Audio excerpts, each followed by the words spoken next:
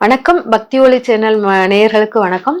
இப்ப ஆடி மாதம் வெள்ளிக்கிழமை ரொம்ப பவர்ஃபுல்லான நாள். அது முதல் வெள்ளி ரொம்ப விசேஷமானது. நான் மேக்சிமம் சொல்ல கடைசி வெள்ளி, ஒவ்வொரு மாதத்தின் கடைசி வெள்ளியும் உங்களுக்கு மிக சிறப்பாக இருக்கும். அந்த கடைசி வெள்ளி நாளில் நீங்க நிலவாசல் அந்த வீட்டெல்லாம் கிளீன் பண்ணிருங்க. கடைசி வெள்ளி ஒவ்வொரு மாதம் தமிழ் மாதத்தில் கடைசி வெள்ளியை ரொம்ப விசேஷமாக எடுத்து கும்பிடுங்க. ஏனால் அந்த கடைசி வெள்ளிங்கிறது நம்மளுடைய சுக்கிர பகவான் காலபுருஷன் 12ஆம் வீட்டில் இருப்பதனால் நம்மளுக்கு அந்த இடம் சுக்கிரன் உச்சஸ்தானத்தை பெறுவதனால் அந்த கடைசி வெள்ளியை நம்ம கிராமங்களில் சரி ஆதி காலத்திலும் சரி ஒவ்வொரு மாத கடைசி வெள்ளியும் ரொம்ப விசேஷமாக ரொம்ப பலமாகவும் கொண்டாடுவாங்க. ஆனால் இந்த ஆடி மாசம் மட்டும் ஆடி முதல் வெள்ளியிலிருந்து கடைசி வெள்ளி வரைக்கும் ஒவ்வொரு வெள்ளியுமே நம்மளுக்கு ரொம்ப பலம் வாய்ந்ததாக இருக்கும், ரொம்ப விசேஷமானதாக இருக்கும். இந்த ஆடி மாதம் முதல் வெள்ளி நம்மளுக்கு 19ஆம் தேதி வருது. இந்த 19ஆம் தேதி ஆடி வெள்ளியில நம்ம என்ன பண்ணலாம் அப்படின்னா, விடிய காலையில் நான் எப்பவுமே சொன்னது என்னன்னா, இந்த காலபுருஷன் 4ஆம் வீட்டில் துளசி, அதாவது நம்ம மகாலட்சுமி விஷ்ணுவின் இதயத்தில் இருப்பதினால் நம்ம முதல் வழிபாடு துளசி வழிபாடாக எடுக்கணும். முதல்ல முத்தம் தொளிச்சு சாமி கும்பிடணும். முதல் முத்தம் தொளிச்சிருங்க. முடிஞ்சால் சாணி வலித்து முத்தம் தொளிக்கிறது சிறப்பாக இருக்கும். சாணி கிடைக்கலன்னா ஒரு மஞ்சள் பிள்ளையார பிடிச்சு பூஜை பண்ணிருங்க. முத நாளே அந்த பிள்ளையார கரைத்து முத்தத்துக்கு தெளிச்சு வச்சிருங்க. முத நாள் தடைகள் நீங்கிற மாதிரி உங்களுடைய ஒவ்வொரு இந்த ஆடி மாதம் ஒவ்வொரு வெள்ளிக்கிழமையும் எந்த தடையும் இல்லாமல் நடக்கிறதுக்காக முதல் நாளே சாமி ரூம்ல ஒரு மஞ்சள் பிள்ளையார பிடிச்சு பூஜை பண்ணிட்டு அந்த பிள்ளையார எடுத்து மறுநாள் காலையில் கரைத்து முத்தம் தொளிச்சிருங்க. சாணி கரைக்காதவங்களுக்கு இது பண்ணலாம். இது பண்ணின பிறகு கோலம் போட்டுட்டு அப்புறமா நேரா துளசி மாடத்துக்கு தான் வரீங்க. துளசி மாடத்தில் துளசி பூஜைக்கு ரெடி பண்ணுவீங்க. துளசி பூஜைக்கு துளசிக்கு வெத்தலை பாக்கு ஒரு பிளவுஸ் பீட் எடுத்துருங்க. ஒரு பிளவுஸ் பீட் வச்சுக்கோங்க. அப்புறமா ஊதுவத்தி காமிச்சு விளக்கு ஏத்துறோம்னா விளக்கு ஏத்திருங்க. இல்ல ஏத்த முடியாது அப்படிங்க சில பேர் ஏத்ததுக்குள்ள வசதிகள் அந்த இடத்துல இருக்காது. அப்படி இருக்கிறவங்க ஒரு ஊதுவத்தி காமிச்சு ஊதுவத்தி சொருவி கும்பிட்டுருங்க. கும்பிட்டுட்டு வெத்தலை பாக்கு பழம் ஒரு தாம்பளத்துல வச்சு ஒரு நைவேத்தியம் ஒண்ணு வச்சுட்டு அங்கேயும் கும்பிட்டுட்டு வந்துட்டு அப்புறமா வீட்டுக்குள்ள சாமி ரூமுக்கு சாமி ரூம்ல விளக்கு ஏத்திட்டு சாமி ரூமில் விளக்கேத்திட்டு அதுக்கப்புறம் நில பூஜைக்கு போகணும்.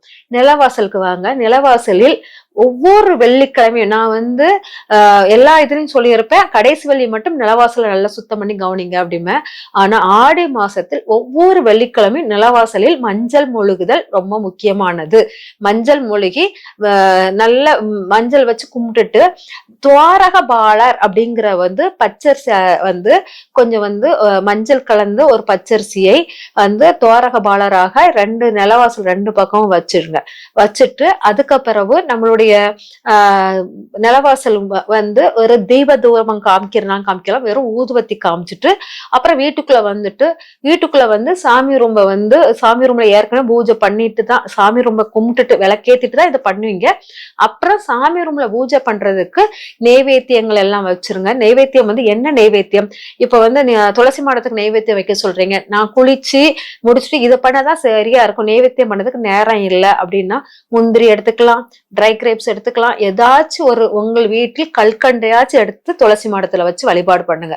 இந்த கல்கண்டை துளசி மாடத்துல இருந்து ஆளுக்கு கொஞ்சம் கொஞ்சம் எடுத்துட்டு ஒரு கல்கண்டை துளசியின் வேருக்கு கீழே வச்சுட்டு வந்துருங்க. அவ்வளவுதான், முடிஞ்சது. இந்த இந்த மாதிரி நைவேத்தியத்தை துளசி மாடத்துக்குள்ளதை பயன்படுத்திக்கோங்க. அதுக்கப்புறம் இங்க ஆடி மாசத்தில் நீங்க ஒரு சாமி கும்பிட்டுட்டு ரொம்ப பவர்ஃபுல்லா கும்பிடுறவங்க கும்பிட்டுக்கோங்க. ஆனா நீர் ஆகார வழிபாடு இங்க ரொம்ப முக்கியமான வழிபாடு. ஒவ்வொரு ஆடி வெளியிலும் நீர் ஆகாரங்களை வைத்து வழிபடணும். அந்த நீர் ஆகாரங்கள் எதுவாக இருந்தாலும் சரியதான். எதுவா இருந்தாலும் சரி அப்படிங்கிறது என்னன்னா, புளிப்பாக இருக்கலாம், இனிப்பாக இருக்கலாம். அது அந்த மாதிரி ஒரு புளிப்பு இனிப்புகள் சேர்ந்த நீர் ஆகாரங்களே அன்னமும் சேர்ந்து வரும்போது அது ரொம்ப விசேஷமாக இருக்கும். அதனால நம்ம என்னன்னா, முதல் வெள்ளிக்கிழமையில் நல்ல சக்கரை பொங்கல் பொங்கி அது நீர்த்தன்மையில், அதாவது நல்ல கட்டியாகாம நல்ல தொலைன்னு இருக்கிற மாதிரி சக்கரை பொங்கல் பண்ணி அதை நம்மளுடைய சக்தி தேவியை நினைச்சு வழிபாடு பண்ணும்போது ரொம்ப விசேஷமா இருக்கும். காலையில் சக்கரை பொங்கல் வைத்து வழிபாடு பண்ணிருங்க. வழிபாடு பண்ணிட்டு அங்க அம்பாளை மனசார கலசம் வைக்கிறவங்க கலசம் ஏத்துங்க. கலசம் வைக்க முடியாதவங்க, கலசம் வைக்க விரும்பலன்னா உங்க வீட்டில் வந்து சிறு கலசம் மாதிரி கடைகளை கிடைக்கும். அதை வந்து அம்பாளாக பாவிச்சு அதுக்கு அர்ச்சனை பண்ணி கும்பிடுங்க.